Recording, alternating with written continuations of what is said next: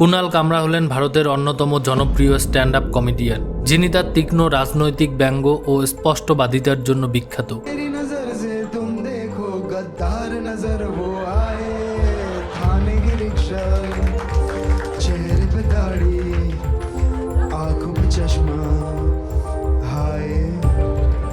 কিন্তু এই স্পষ্টবাদিতাই কি তাকে বারবার বিতর্কের মুখে ফেলে দেয়?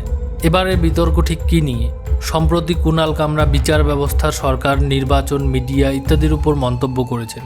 Kunal Kamra controversy have now got an open threat being issued to the comedian, as Maharashtra Minister Desai has said that Shiv Sainik will teach Kamra a lesson that he will be flushed out. This is the comment that's come in from a minister in the Maharashtra government who said that cops will hunt down Kamra and that Shiv Sainik will teach him a lesson. এই ঘটনা নিয়ে social media রীতিমতো দুই ভাগে বিভক্ত। কিছু মানুষ বলেছেন কামরা শুধুমাত্র তার বাকস্বাধীনতার অধিকার প্রয়োগ করেছেন, অন্যদিকে অনেকে বলেছেন তিনি সীমাও লঙ্ঘন করেছেন। এমনকি কিছু রাজনৈতিক নেতা ও অ্যাক্টিভিস্টরা তার বিরুদ্ধে আইনি ব্যবস্থা নেওয়ার দাবি করেছেন। এটি কামরার প্রথম বিতর্ক নয়।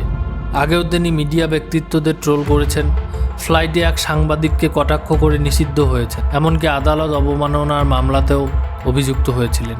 এই বিতর্ক আবার সেই চিরন্তন প্রশ্ন তুলেছে, কমেডিয়ানরা কি সম্পূর্ণ স্বাধীনভাবে রাজনীতি, ধর্ম ও বিচার ব্যবস্থার সমালোচনা করতে পারেন, নাকি কিছু সীমা থাকা উচিত? একদিকে অনেকে বলছেন গণতন্ত্রে ব্যঙ্গ বিদ্রুপ গুরুত্বপূর্ণ, অন্যদিকে অনেকে মনে করেছেন কিছু মন্তব্য অসম্মানজনক হতে পারে। এখন প্রশ্ন হচ্ছে, এই বিতর্ক কামরার ক্যারিয়ারের উপর কি প্রভাব ফেলবে, নাকি এটি তাকে আরও জনপ্রিয় করে তুলবে?